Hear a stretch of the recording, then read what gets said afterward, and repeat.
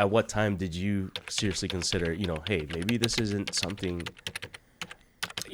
was it a fluke, or is this something we should hang up? Or Yeah, in going into 2015, I think right before 2015, I was just having some conversations with my wife's brother-in-law, Randy, and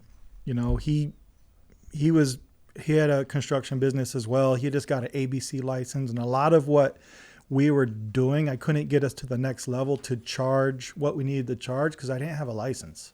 So we're doing mostly like handyman, renovation work, kitchen and bath, refreshes and things like that, but nothing where I had my experience of building something from scratch. I just like the kitchens and baths and flooring and paint, man, that was like baby food, man. Light work. Yeah, it was like, why I think we were so successful at it, because I could do it in my sleep. So the work itself wasn't the stressful part. It was like, okay, how do I get traction? How do I turn this into a profitable business? How do I, get this thing to scale and grow? And how do we fulfill the mission that God has put on our heart at the same time without like decoursing? So, I was talking with Randy. He had his ABC license at the time. And so it was like, look, man, the work is there, like I'm getting the calls. That was the thing that if I wasn't getting the calls, totally different story, right? Yeah.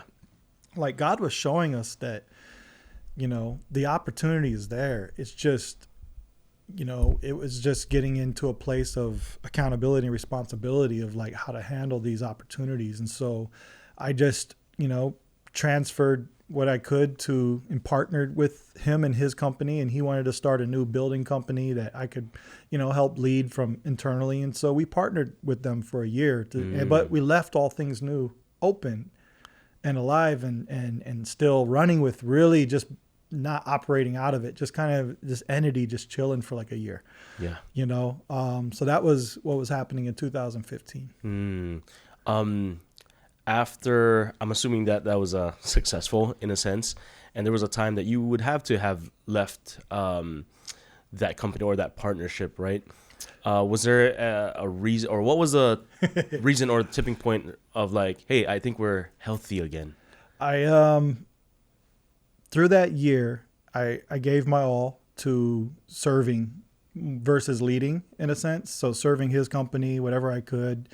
But there was just a strong pull on me, man, that just was like, yeah, I get it. You're trying to hang up your hat, Richie. I felt so many failures in my life, and I felt like I failed when I didn't make it pro in sports. I felt like I failed when, I left the Navy with an anxiety disorder and didn't actually finish my 4 years. It was like right there, man, and I didn't finish it. And so here I am again, where I felt this sense of failure coming in, but I think I'm just like Peter. I just empty myself and ready to hang my hat. And so here I am, man, just spending a year, and I felt like we were thriving. It was profitable. I think I was doing awesome. I mean, from my view, hopefully Randy had the same view, but I just felt like to make that decision to move over, it had to be some kind of like miracle pull or something. But there was something pulling at me, Ray. And I just remember, feeling like I can't do this alone. Like I felt so alone, and I needed God to go with me. And I think the story of Peter was that he had emptied the boat, got everything out. Can you imagine just like an end of a day working, clear the whole boat out, took the net out, cleaned it up, probably tying the rope so the boat doesn't go anywhere, or pulled on shore, and it's fully empty. And that's when Jesus came. That's when Jesus walked up to Peter and said, "Hey, can I use your boat, man?" And Peter's like, "What do you mean? I got these guys here I'm preaching to on the land, and I have a better positioning of myself if I get on your boat and stand and talk to them, and we could just put it out a little bit." Peter was probably like, "Man, what else I got to lose? Cool."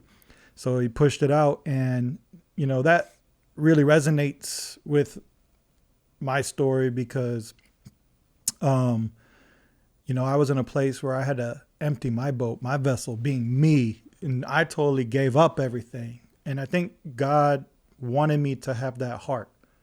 And he wanted me to empty, being like, Richie, are you okay to give up the company? Number one, hang up the hat.